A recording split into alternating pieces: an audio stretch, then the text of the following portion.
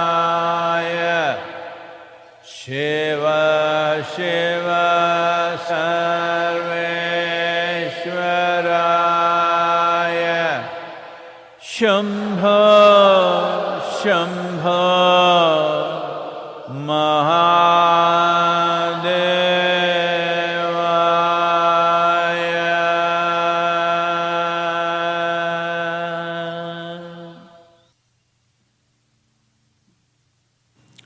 Yoga Yoga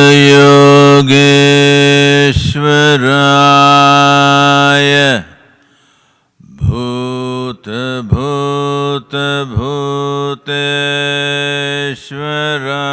Bhuteshwaraya Kala Kala Kaleshwaraya Shiva Shiva Sarveshwaraya Shambho Shambho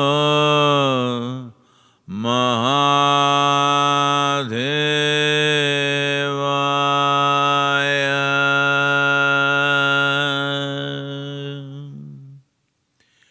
Yoga Yoga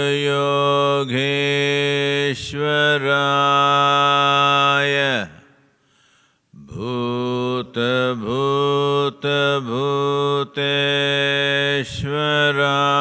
Bhuteshwaraya Kala Kala Kaleshwaraya Shiva Shiva Sarveshwaraya Shambho Shambho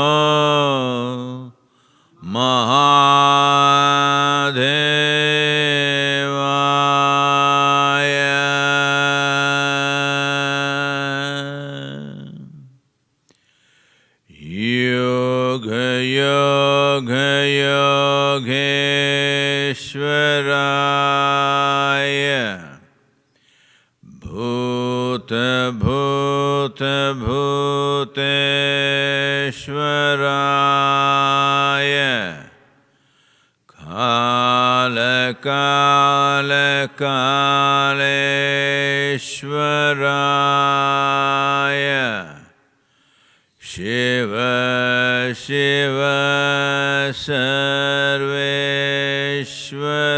Sarveshwaraya Shambho Shambho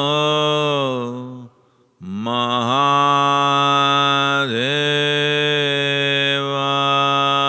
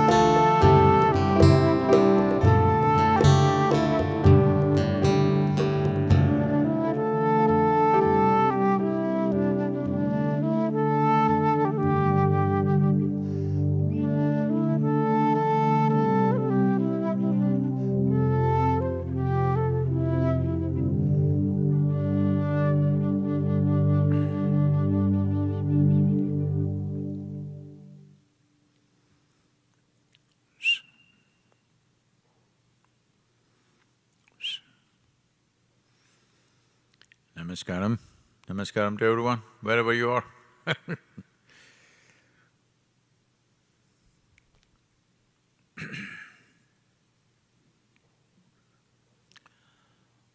Well,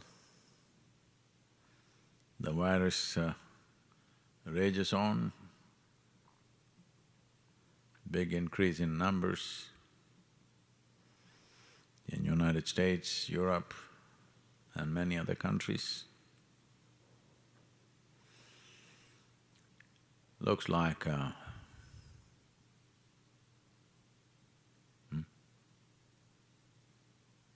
Hello, is that okay?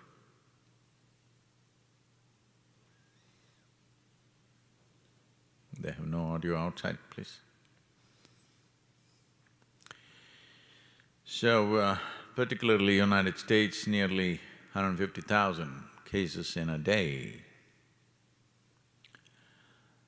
Also, as we know, major countries in Europe have gone back into lockdown.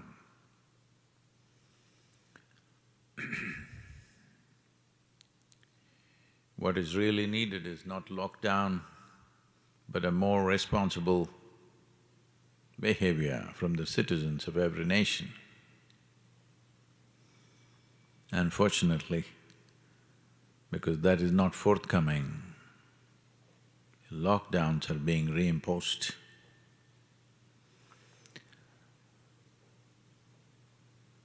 Maybe with the onset of winter or cold weather, this is going up. That's what some people say, some people disagree with it.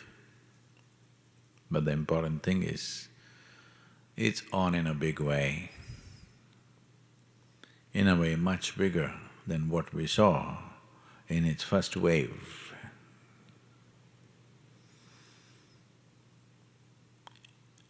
In southern India, things are looking very good for some reason.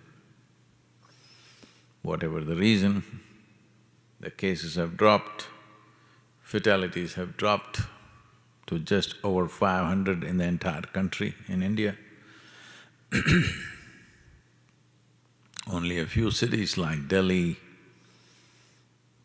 maybe to some extent Mumbai, but I think Mumbai is also getting under control.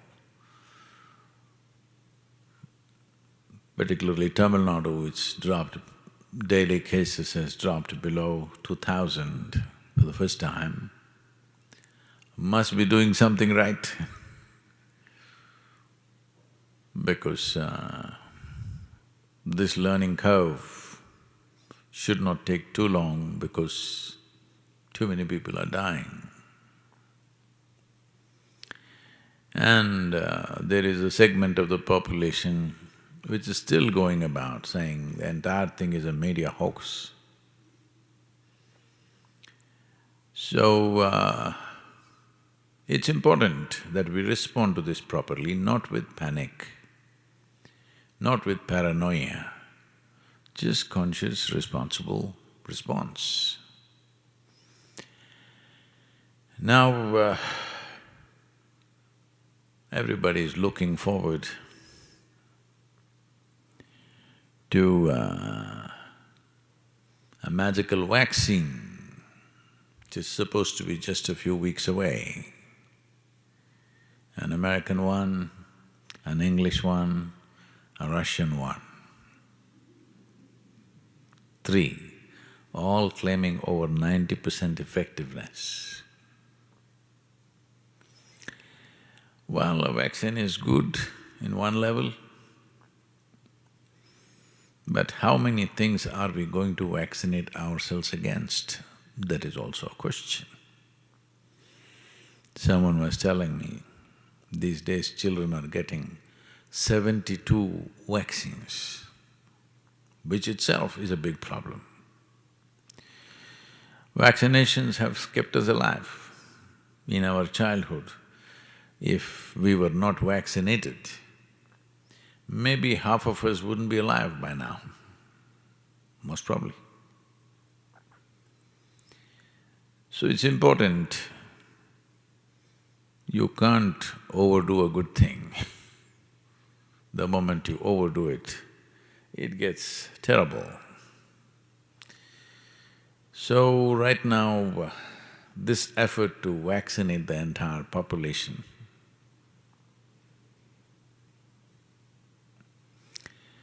is it's an onerous job, but right now the level of fear, panic and losses to economic process is such that maybe it has to be done. I'm not an expert on this, but people thinking there is one magic wand solution to every problem, not willing to do little things that we can take care of, but want one big bang solution for everything is a wrong approach. If vaccine becomes effective, wonderful. But even if it doesn't, we must know how to tide through this without getting killed or ensuring nobody around us dies. Human beings are capable of this if only little more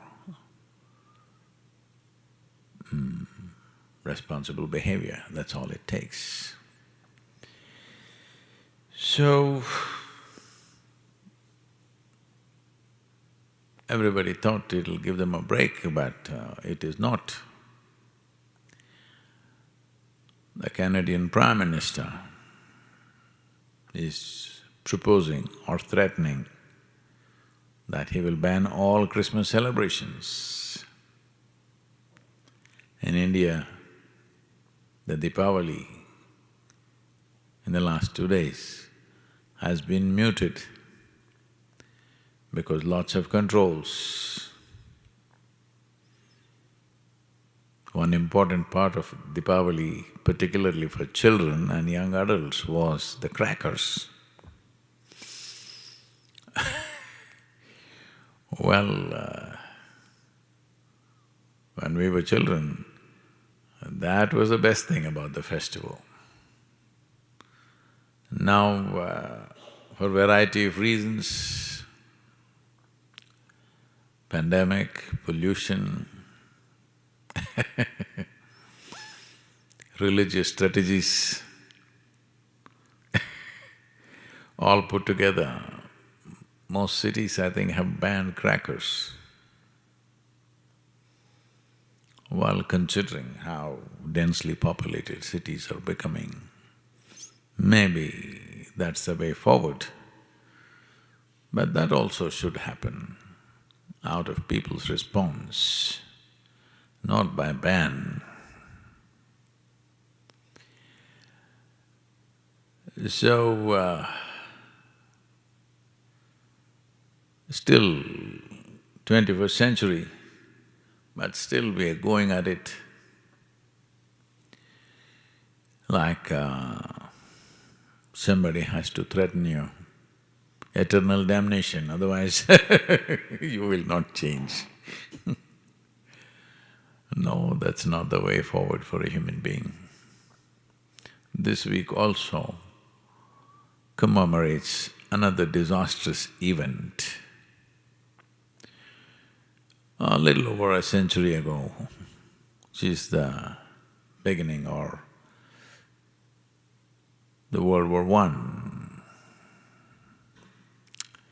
Probably early 20th century, as mechanization of armies happened in a big way, and for the first time, flying machines came into military usage.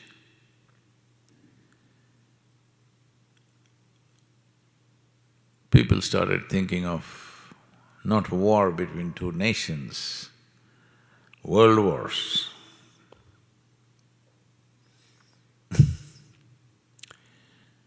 A grand sense of a war.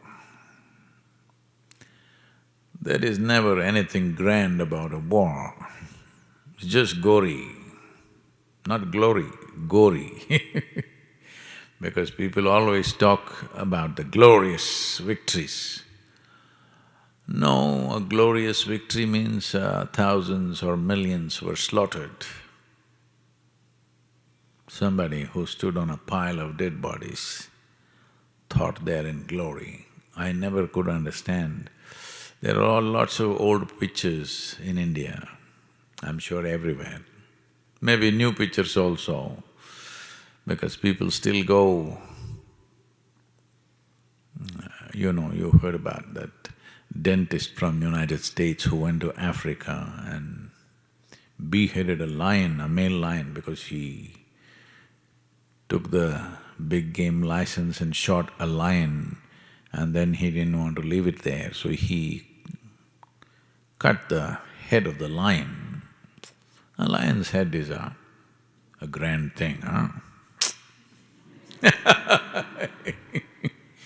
So they would like to cut the head and he cut it because they trained him in his medical courses how to cut things up. A doctor who beheads is a little bit of a worry. When you go sit there on the dentist chair,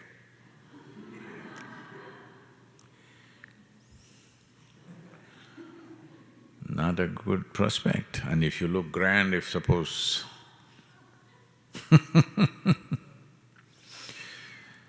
well, we've used human capabilities in so many ways. World War I was the beginning.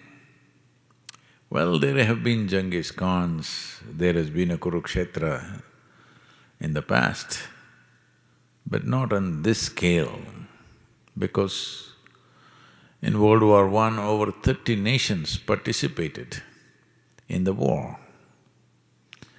Over 65 million men were in the war, either conscripted or went as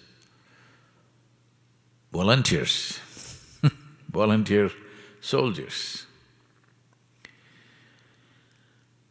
Germany and France lost 80% of the male population in the age groups of 15 to 49. 9 million soldiers died, 21 million wounded, 10 million civilian deaths. 15% of the French population was injured or maimed. Gas attacks of phosgene and chlorine, which would go into your lungs and form acids and you would drown from within. Most horrible way of dying. And then they used mustard gas, which literally skinned you alive. It took the skin off your body, peeled. Over thousands of unexploded shells and ammunition is still there in Europe.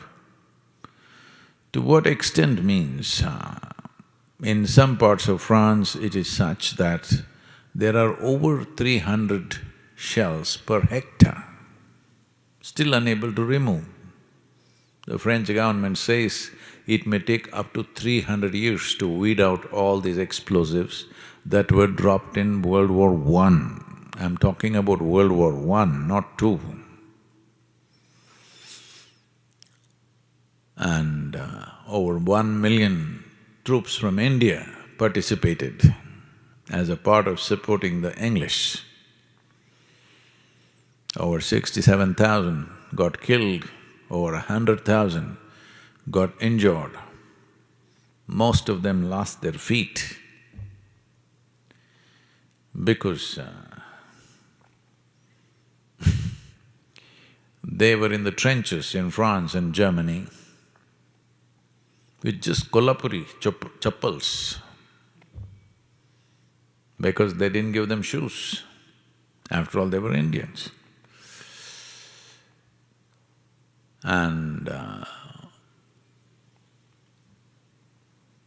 in about a few years ago, I think, yeah, 2018, I think, 2018, the Indian Army set up a wonderful, very beautifully done, like an exhibition of recreating World War I in Delhi. I went there because, I knew about… I'm not going into the gory details of what happened and how they were treated. And most of them did not even know they were going for war. They were just taken for a job. The job was, with 15 days training, they were given a rifle and put in a trench in the front lines, of course.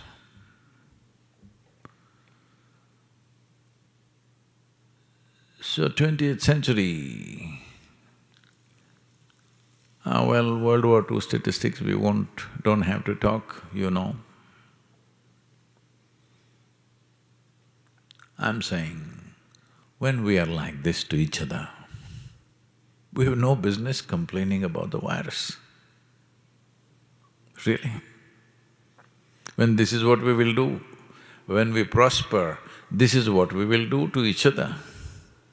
What business complaining about a virus? So, I'm not trying to belittle the present situation, but like every problem that we face, what is needed is an intelligence response, not wild reactions, not panic-ridden things, nor one of superhuman confidence. One set of people will die, another set of people will destroy themselves because of their own fears and panic. There is a sensible way to approach every problem that's thrown at us. This is important, not only to address that problem. If that becomes our way of life, at least we will not be the source of problems. Other problems may come, we will respond to the best of our abilities. Anyway, vaccine is coming. Let me read a poem to you, two, if you will endure. Hello? If you survive one, I will read the second one. It's called No Matter. As clouds spread to sunscreen the planet, to long for the warmth of the burning ball, as clouds spread to sunscreen the planet, to long for the warmth of the burning ball. Unconcerned, he burns and does not suffer lack of attention from all life that thrive, fed upon his indomitable fire of light and warmth. Unconcerned, he burns and does not suffer lack of attention from life that thrive, all life that thrive, fed upon his indomitable fire of light and warmth. Let not you wait for reception of the right sort. May you burn bright, no matter world looks your way or not. Let not you wait for reception of the right sort. May you burn bright, no matter the world looks your way or not. Right now, a whole lot of people are suffering lack of attention from their neighbors because they don't know who you are with the mask on.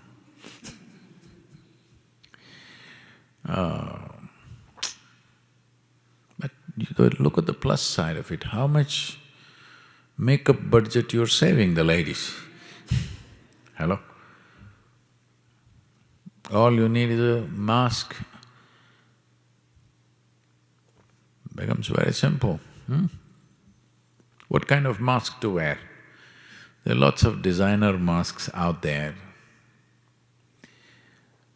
Gold embroidered, India is producing gold embroidered masks, various masks, and there is a certain privacy behind the mask. You can make whatever kind of face you want, nobody sees. You can twist your mouth at them, they won't see.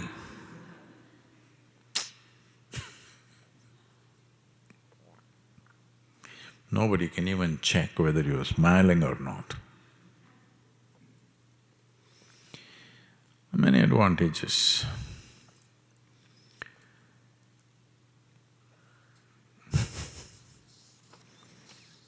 The fall. Looking out at the valley seems like the sky is attempting to fit into the earth, or the cloud that we see as fluff in the sky has fallen into the valley. Looking out at the valley seems like the sky is attempting to fit into the earth, or cloud that we see as fluff in the sky has fallen into the valley. As all things that fly has to fall or land, as all things that fly has to land or fall, the same fate for the stone and the star that they need to fall. The same fate for a stone and a star that they need to fall. Yes, we must fall. Now, to make falling a beautiful phenomena, fall in love, devotion or in surrender as to fall is free. It's free, Climbing has a cost, falling is free. It is just that you must just learn to fall into very beautiful spaces. Where is that beautiful space? The most beautiful space is within you. If you're willing to fall into it, you can fall endlessly because it's a bottomless pit. That sounds terrifying. No. A pit with a bottom means you're going to smash. A bottomless pit means it's a free fall. No danger.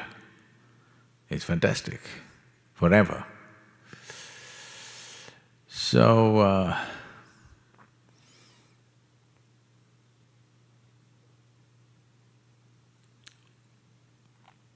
very interesting times.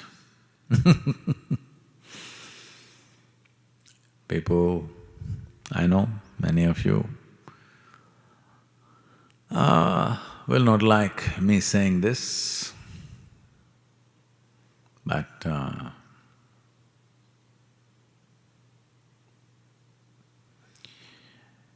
being alive in challenging times where our response determines the result of the situation or what it generates or produces are very interesting times for a human being. I want you to think, if you were in World War I or World War II, your own actions would not determine anything about your life. Somebody is raining bombs on you, boom, you're gone. 65 million people participating, over 30 million people dead. None of them, or most of them, did not have a choice. They were just walking on the street or sleeping in their homes or working, doing something, trying to get some survival process done, but boom, gone. So being in times where our response will make the difference, but it's a challenging time, is a great time to be, if you ask me. I know this may be a bit insulting for people who have lost dear ones. I have lost quite a few people who are dear to me. But people who have lost livelihoods, businesses, jobs, money, many things. But situation can be determined by the choices that we make. These are interesting times in that sense, because this is the time to show your ingenuity. This is the time to unfold your genius. This is the time to test all the fanciful things that you believed about yourself. Yes, this is the time when the situation in the world tests you. That is the time to show who you are. There have been lots of pressure that I am not answering enough questions in the darshan.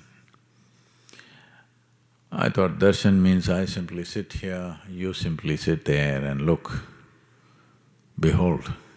That's what darshan is supposed to be, but no, they want questions answered, please.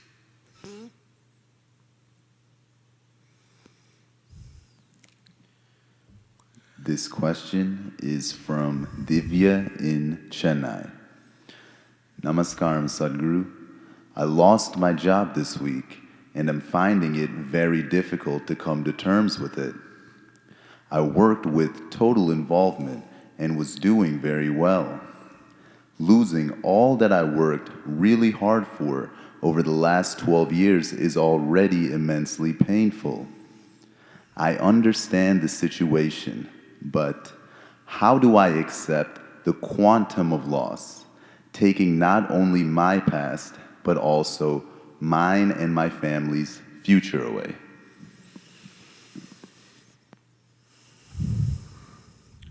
Namaskaram, Divya. You must listen to me carefully, because in your present condition, when you're a little distraught, you could easily misunderstand or misinterpret what I say. There are choices in life, but sometimes the choices are like this.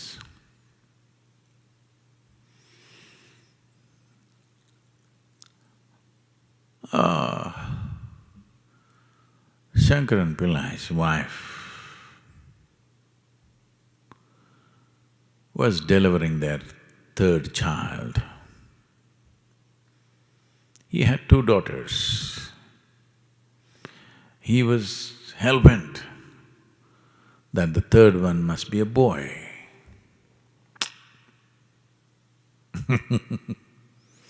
It's an Indian problem, okay. But the doctor came out and said, it's a girl. Shankaran Pillai was distraught. The doctor tried to console him. It's all right, it's a girl, but she could be a tomboy.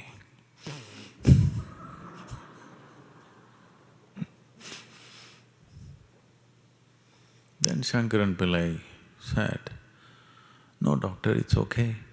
Anyway, my second choice was a girl.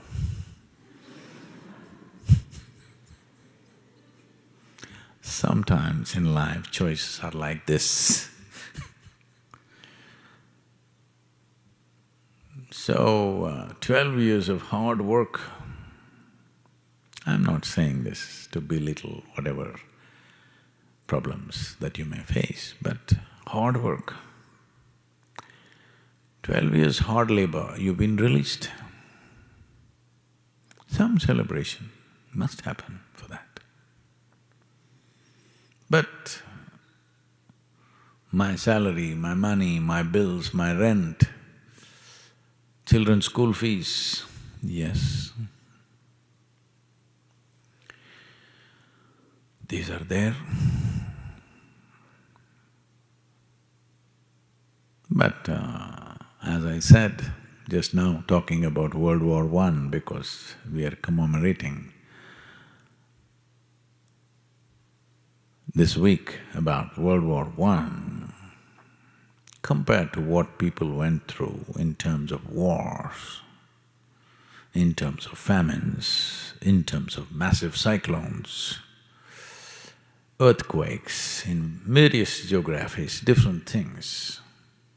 Compared to all that, this pandemic is a softball, because the result or the impact of this upon your life will largely depend on your response. In those situations, people had no choice, it just happened to them. Somebody decided there needs to be a war. Everybody else are just plain victims, they have no choice, they just have to die. Well, the whole world, including you and me, have economic problems right now. But our economic problems are such, whether it's pandemic or stock market collapse or recession, it inevitably has to happen because we are in an economic mode where it's always about more and more. Somewhere, some alignment will happen. This may sound like a very cruel thing to say when you've just lost your job.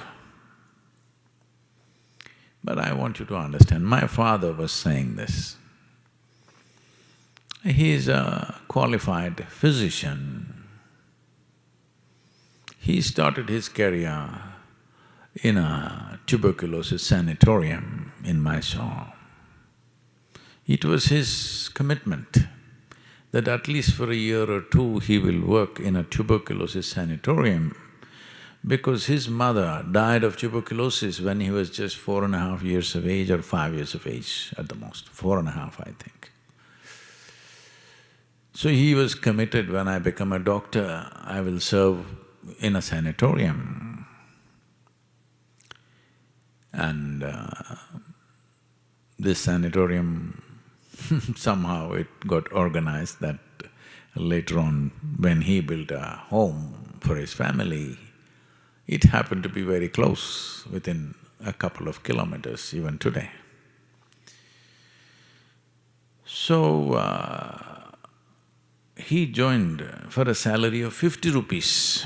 50 rupees, I'm telling you, 50 rupees. That is less than $1 in today's world. A qualified physician. Oh, academically very up there. Then by the time he retired as a senior medical officer, a chief medical officer or something like that, in the Indian Railways, he was getting 14,500 rupees. He just passed away, okay, this week also is 1 year after he passed away on 8th of November. As a terrible son that I am, I was not there. I had told him I won't be there because I had to. I had commitments. Well,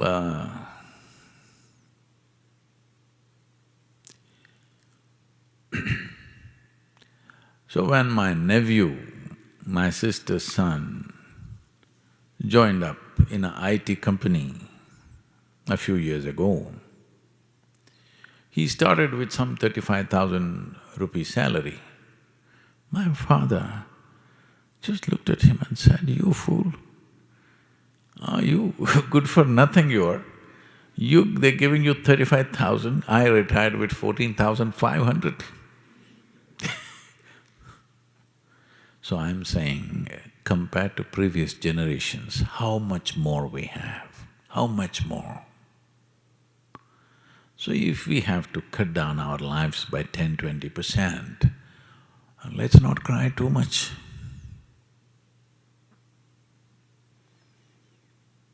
Your fathers, your grandfathers, maybe it might have been physically a little harder, but they didn't live a bad life. They lived well in their own way. So if we have to roll back a little bit, at least understand you're doing a great ecological service. Economy has slowed down. Yes, there is a lot of pain because of adjustment that we have to do with our lives. It's not just for you, Divya, for all of us, for everyone in the world. Nobody is spared. That things have to roll back. Well, maybe nobody is spared is a wrong thing to say because certain types of businesses are flourishing, stock market is booming. So maybe somebody is benefiting, that's a good thing, let's not resent that. But a whole lot of people, they have to cut down their life. Well, this has been the preachings of various ecological activists that you need to cut back. It's happening. Well, how do my children go to school? How do I manage my home? How do I manage this? How do I pay the bank loan? There are problems. I'm not saying there are no problems, there are problems. But the most important thing is that you're alive. Your family is alive. People that matter to you are alive. Keep it that way. Because that's the most precious thing. Don't get into this mode, oh, I've lost my job, I lost everything. You've not lost everything. There's only one thing that is of immense value in your life, that is your life itself. So that is still with you. Some accessories will be lost. Maybe you will realize some new talent that without going to office you can still make your livelihood. See, this virus made me a painter. Hello. I'm raising funds for the foundation and its various projects through my paintings, and whoever believed that I would become a painter, I never imagined. I just put my hand to it and it works. So, this is a time to innovate, this is a time to explore, this is a time to enhance who we are. This is a time also to cut down our expenses, limit our excesses and bring our life to some sense. So, this loss of job, don't make it too distressing. No need to become distraught. There is a second choice, you know. There are various ways that you can do some enterprise. What kind of enterprise? We don't know. It may work, it may not work. Essentially, you're not struggling with life, your mind is struggling with the uncertainty of not having a job.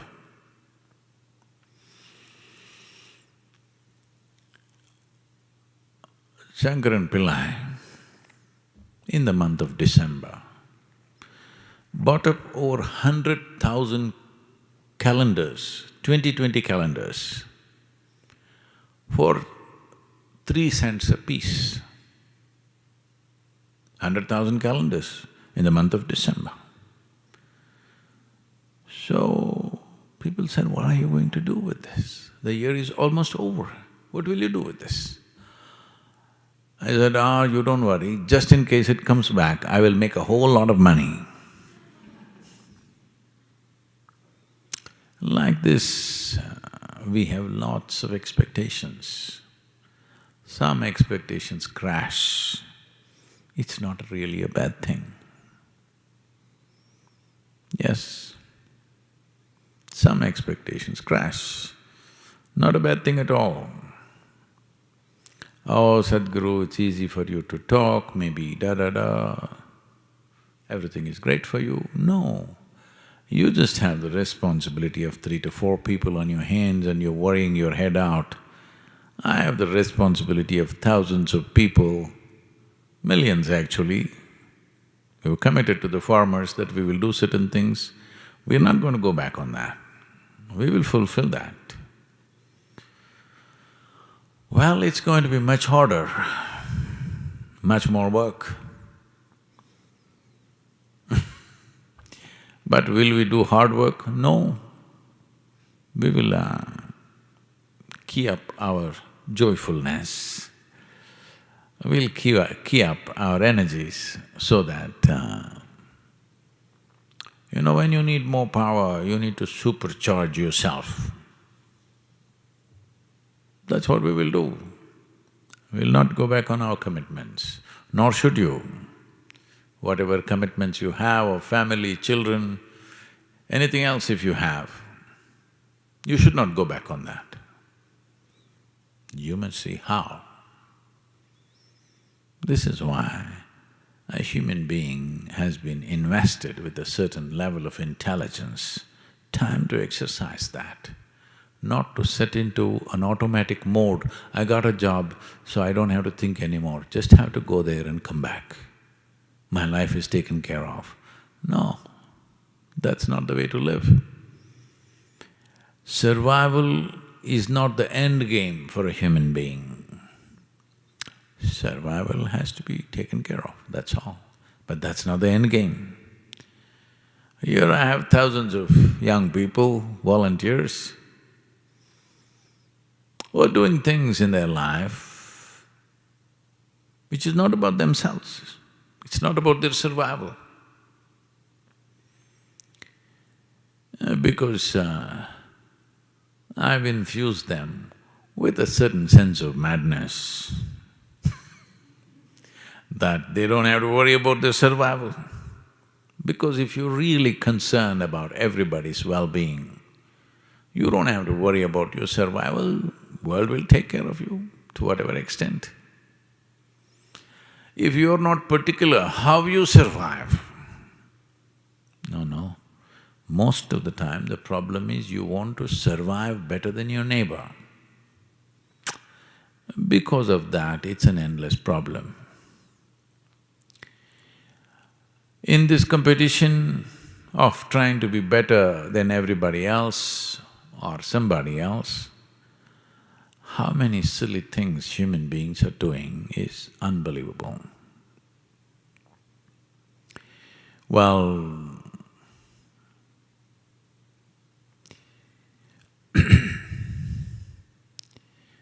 your activity should match with the situation.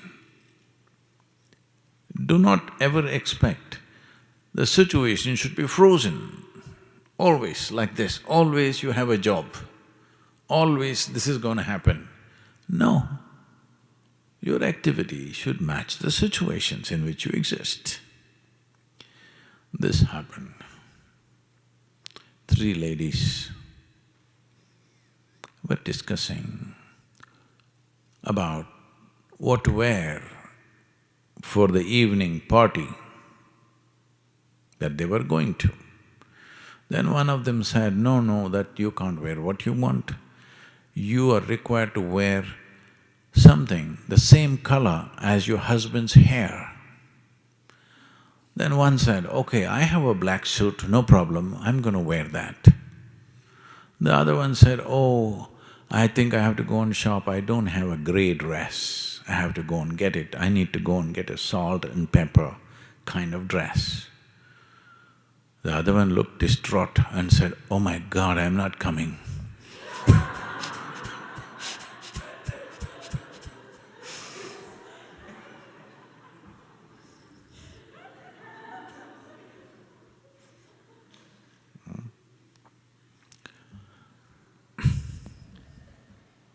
This question is from Isabel. Sadhguru, I heard you speaking about the impact of wearing clothes with different colors. Also, the monks in Isha and India wear orange as it helps in their spiritual journey. I want to ask a question if wearing certain colors can impact our spiritual growth. What is the impact of the color of the skin on our spiritual journey? This is a racist question.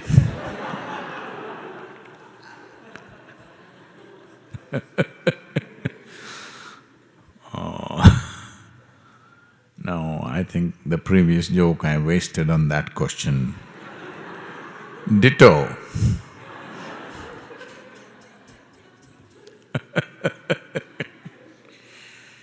Well, the monks in India don't wear orange clothes, they largely color their clothes with the soil, with red earth, because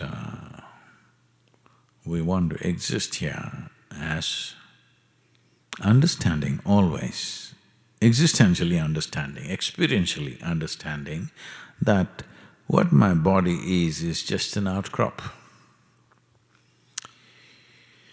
So there is a tradition in India of going and meditating near anthills. In this part of the world, I have not seen anthills growing like this. Do you have? I have not seen any in this region. But in southern India, everywhere in the country, generally in the tropical country, the anthills grow like that, and people believe, or for a long time believed that this is a snake house. Because snakes go inside in search of some protein, because the termites are super rich in protein. Because this whole thing that they build, they are mixing with their saliva, which is a very high-quality protein, very, very high-quality protein. They're mixing with the soil and they're building it that it withstands any kinds of monsoon, any kind of weather. Architecturally, it's fantastic. And in a way, our buildings are also in the Isha Yoga Center in India are designed like a termite hill. I learnt engineering from them, because I did go into the termite hills for various reasons myself. But it is said, some of the tunnels going up to 700 kilometers, a termite can locate water 700 kilometers away and go there, digging up a tunnel.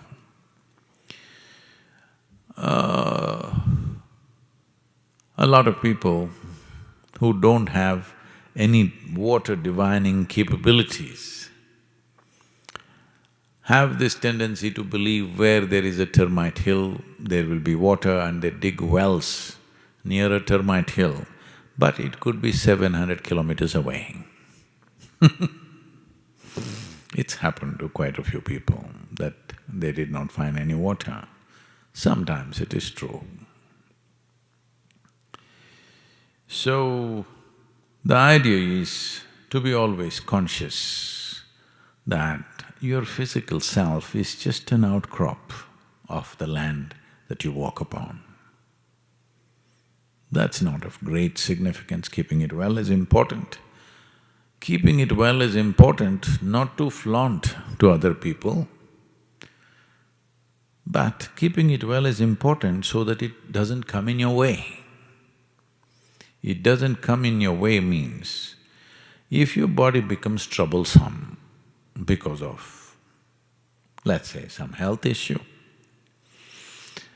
then 100% of your attention will be only on that body. Taking care of the body will be 100% of your time and life. So keeping the body in such a way, if you sit here, you're not even aware that it's here. Otherwise,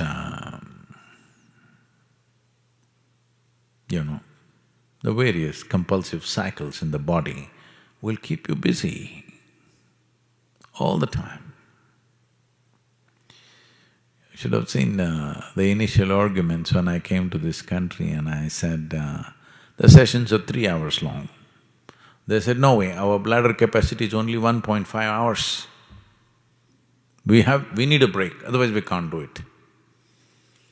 Well, after the second day, nobody asked for a break, that's a different matter. But first day when they come, they say, no, this looks tyrannical, 3 hours, no toilet. Why did they build so many if we cannot go and use it? Toilets are not built for you to use it by choice. When the body's compulsions demand, we use it. But when the compulsive cycles are too short, then this keeps you busy all the time. Eating, toilet, relieving yourself endlessly, this will keep you busy. But once a certain ailment or pain or something manifests in the body, it will keep you 100% busy. So keeping it well is not about showing it off to somebody, how my body is. Keeping it well is, it's not in your way, it's not an impediment, it's a platform upon which you can stand.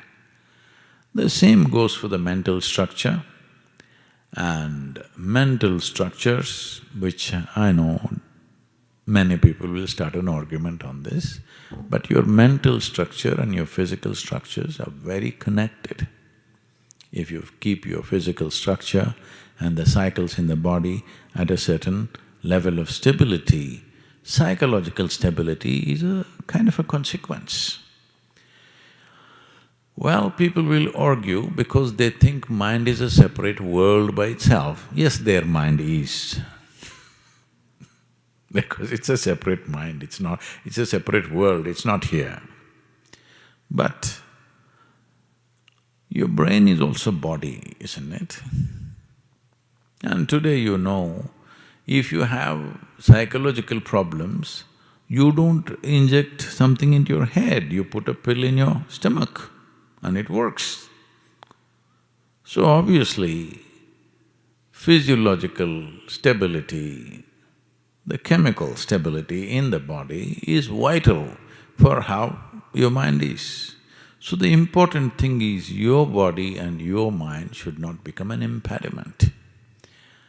Especially for one who is focused on something beyond that, he doesn't want his body to come in the way. So sannyasis are wearing clothes which are washed in soil because the best way to make the body stable is to be connected to the earth. Today, various quasi-sciences are coming up and they say people are sleeping with a copper wire attached to their big toe and earth it in the ground and all kinds of things. All you have to do is, maybe in this country, in this kind of weather, you cannot really walk barefoot all over the place, but at least indoors you walk barefoot. At least indoors, that's not really earth. So much is in between you and earth, but at least there because still there is a benefit. So this is like earth covering yourself because your clothing has the quality of the earth and it connects you in so many ways, keeps your body aside and you're always conscious that your body is a part of this earth. So even when death comes, you don't have a great amount of struggle because you know anyway it was a part of this always. But in your head you can imagine things just to stop that imagination. So, does skin color impact my spirituality? As I said, that is a very racist question. But now anyway you ask, so why should I miss the opportunity?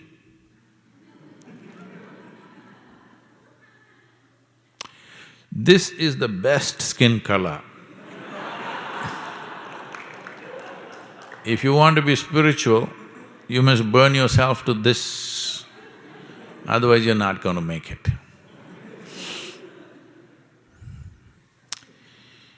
So based on skin color, will you get there or not?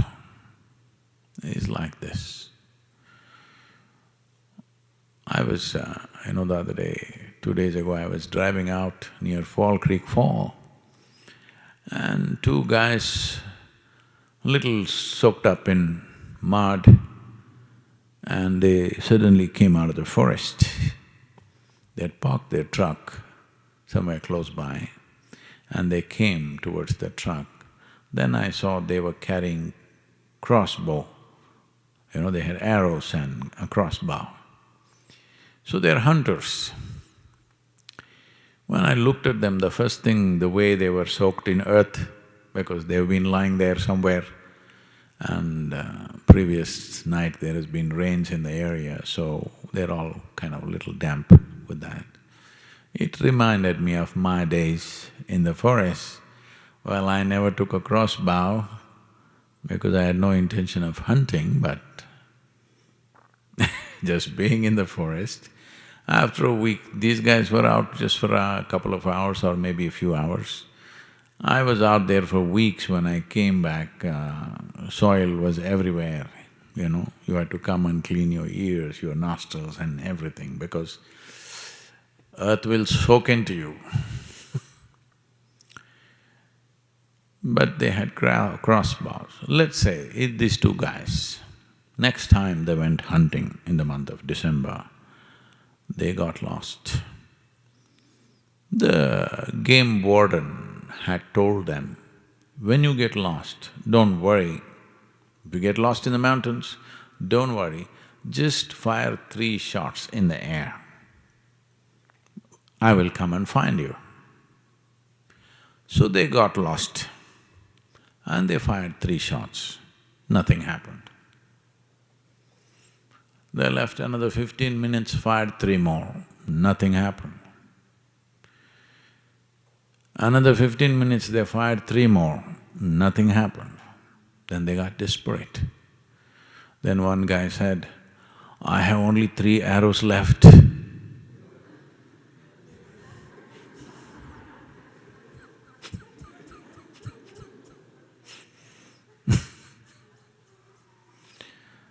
So, if you're looking at your skin color and thinking whether you will get enlightened or not,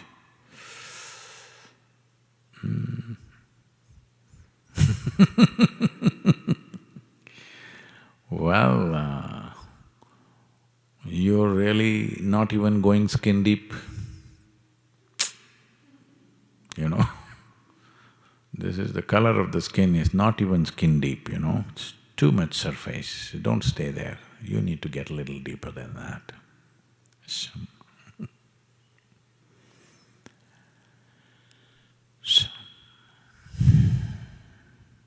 just be with me.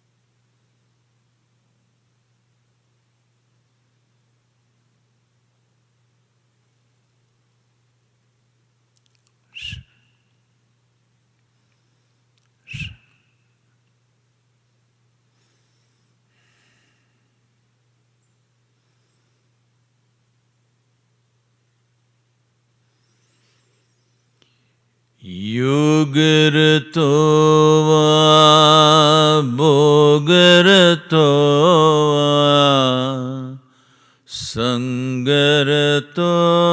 va sangavina yasya brahmani ramate chitam yasya brahmani ramate chitam nandati nandati nandate va nandati nandati nandate va